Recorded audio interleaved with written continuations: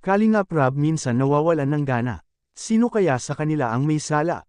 Yan ay sama-sama nating tutukan mamaya mga kalingap.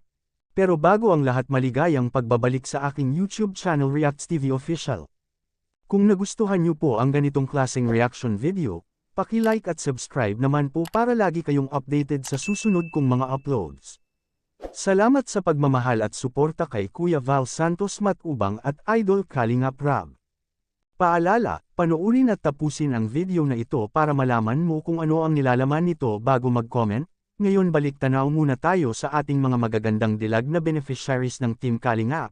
Sila lang naman ang ating mga pambato sa rampahan, ang Kalingap Angels. Hindi po biro ang storya ng kanilang buhay ng bawat Kalingap Angels, dahil may kanya-kanya silang mga suliranin sa buhay. Sa likod ng kahirapan may dumating na tagapagtanggol, si Idol Kalingap Rab. Ang lahat ng beneficiaries ni Kalingap Rab ay plano po niya ay mapatayuan ng sariling bahay, sa murang edad po nila.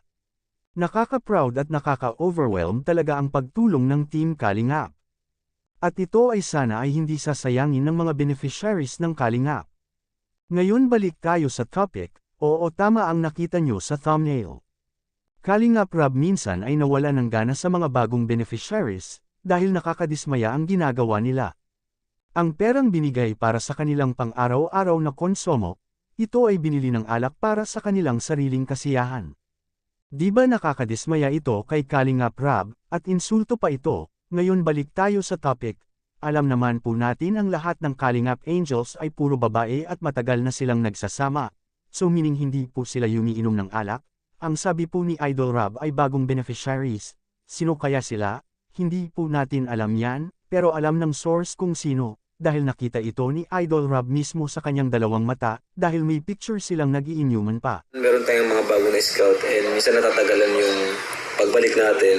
Minsan po meron tayong mga na-scout na akala natin ay karapat-dapat, pero may mga nagsasend po sa atin ng video na ibang ginagawa po dun sa perang binigay natin. Kaya minsan po nawawalan din po kami ng gana. May mga nagsasend sa amin ng video na ganito pala yung ginagawa. Pag wala kami, yung perang binigay namin ay pinang-iinom. Anong masasabi nyo dito mga Kalingap? Ito ay isang reaction video lamang kaya pwede po tayo mag-comment sa ibaba mga Kalingap sa comment section.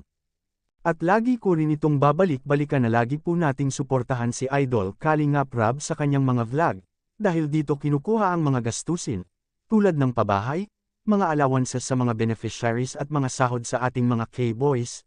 Hanggang dito lang po muna ang Kalingap Reacts TV official update ngayong araw mga Kalingap. Huwag kalimutang mag-like at subscribe at i-on ang notification bell for more updates. Maraming salamat po, mabuhay tayong lahat. God bless us all.